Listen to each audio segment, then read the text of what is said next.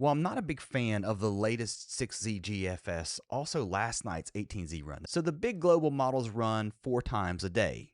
The odd times that they run every other 6 hours is kind of a different run. They don't use as much data, and sometimes they come up with some wild solutions. And for the last 2 runs, the odd run of the GFS has been trying to put a snowstorm down into parts of Oklahoma north of that.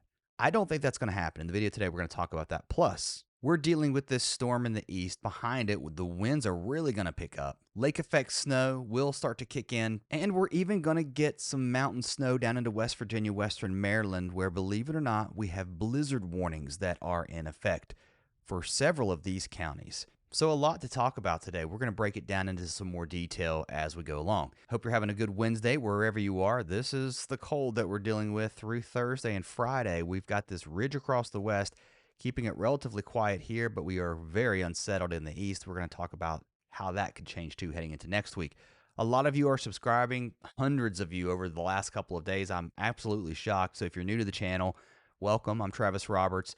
I used to be a television chief meteorologist years ago, but I'm out of that business. And now we're doing these videos here on YouTube. So if you think you would like this content, I hope you will subscribe if you're new here today. All right, let's look at what's going on here across the country. We've got this trough in the east. That starts to break down as we head toward the weekend. And here comes our changes across the west. This is going to bring some rain and some snow into the Pacific Northwest, also into the interior mountain areas of the west through the early part of next week. Changes in the east, though. Temperatures will start to warm up, and then there's the question as to what happens here. Do we get a big storm that rides up the east side of this trough?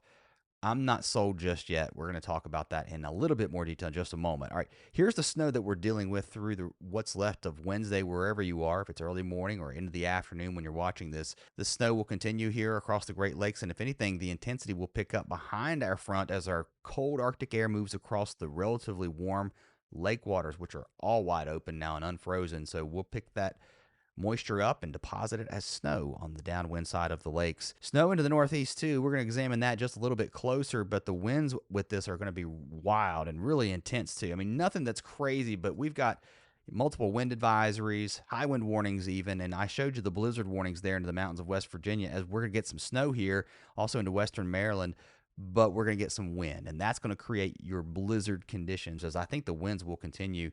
And now as we move into Thursday afternoon, the snow starts to settle down here, but the lake effect continues off of Lake Michigan, Lake Erie, Lake Ontario, Lake Huron, and yep, more snow here into parts of southern Ontario, the UP of Michigan, the lower peninsula of Michigan, maybe even some of this now streaming down into Indiana and northwest Ohio, and then off of the lakes here. A little bit of a different trajectory. This is what we're looking like this time, right, out of the northwest. The last snow event was more of a almost a due westerly flow, so this will be significantly different, and I think that means lower amounts, not in the order of some folks getting 4, 5, 6 feet of snow.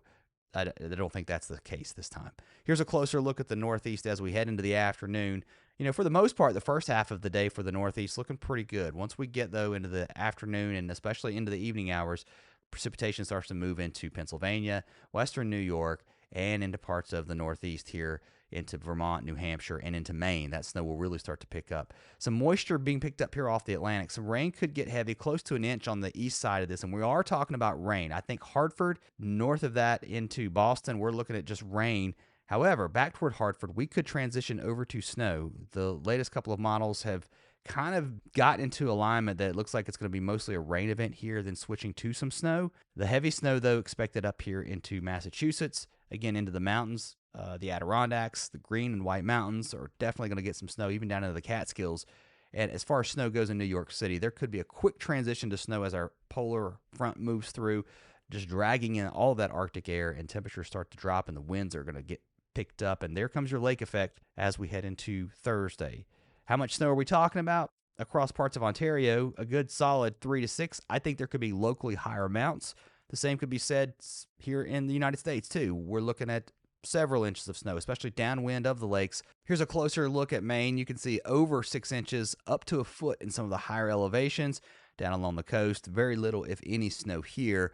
And then there's your snow back into the ski country of Vermont, also into New Hampshire. Big snow totals up here, close to a foot, especially into some of the highest elevations. Not everybody's going to see that, especially into the valleys, not nearly as much.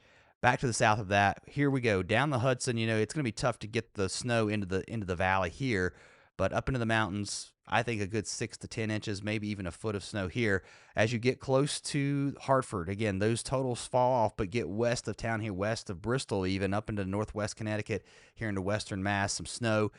That would likely be confined mostly west of 495 across Massachusetts, and then down into New York City. No accumulation expected out through Long Island.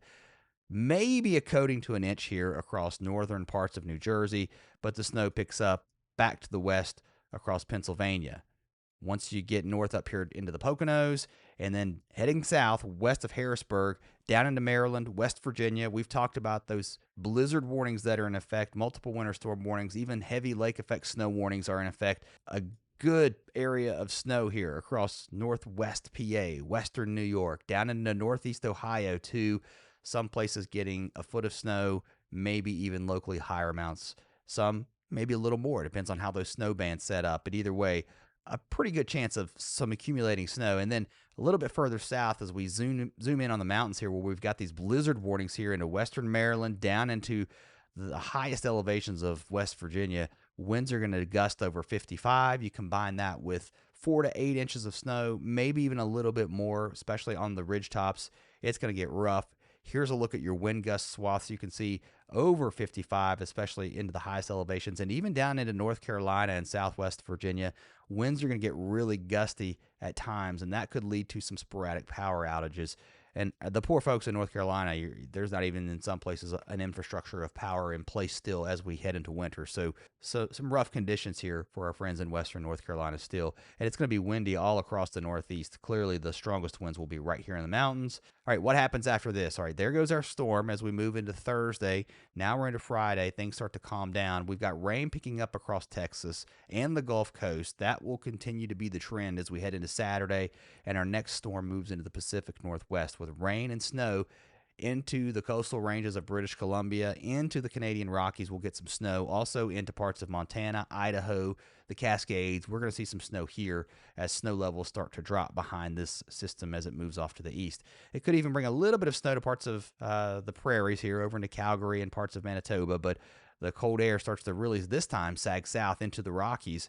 And out ahead of the system, we're talking about warm air. As high pressure sits off the East Coast, we're bringing in Gulf moisture now. That could put some much needed rain in some areas that are still dry. So, yeah, if you're a snow lover, I get it. You may not be getting the snow heading into next week, but we definitely could use some rain, especially here into the Northeast. So we'll take all we can get after a very dry fall. This is where things get interesting heading into next week. I talked about those different model runs. This would be the early morning run on Wednesday. It's cranking out some snow here into North Texas, into Oklahoma, into Missouri, developing a strong area of low pressure and then moving it north toward the Great Lakes.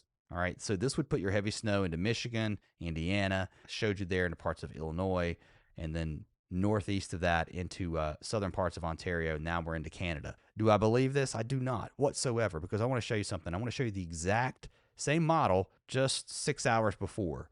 No storm here. And I told you these really the main runs that happen every 12 hours. You have them at 0Z, that's Zulu time, and then at 12Z. Those runs use more data. All right, so nothing there. But I want to go back to the one that didn't use as much data last night, and I'll show you what it was cranking out. It had a storm, a little bit of a different look, though. But if you go back to yesterday's midday run, no storm. The European on board with the idea that we're not going to get a big snowstorm across Oklahoma, Texas, and Missouri, but I do think it's interesting that the European is showing a storm. That's the significant part. And honestly, I was joking with my wife. It sounds like when you say honestly, I know it's just a saying, but it almost makes it sound like, yeah, everything up to this point has not been true. But now I'm going to tell you the truth. I guess what I should say is what I'm more interested in would be, will there be a storm? At this point, it looks like there would be. And because you're seeing it on the European too, it looks different, right? And it may be impacting different areas, but you do have an area of low pressure moving to the northeast into southern Canada with another blast of cold air dropping south with temperatures below normal into next week, into next weekend, and another storm moving into the Pacific Northwest. A long time before we get there. That's looking long range. I don't know that the cold is going to last. I do feel confident about that. That looks like it's going to shift back toward the middle part of the country, and we're seeing that on that model run we just looked at with the storm track going more like this.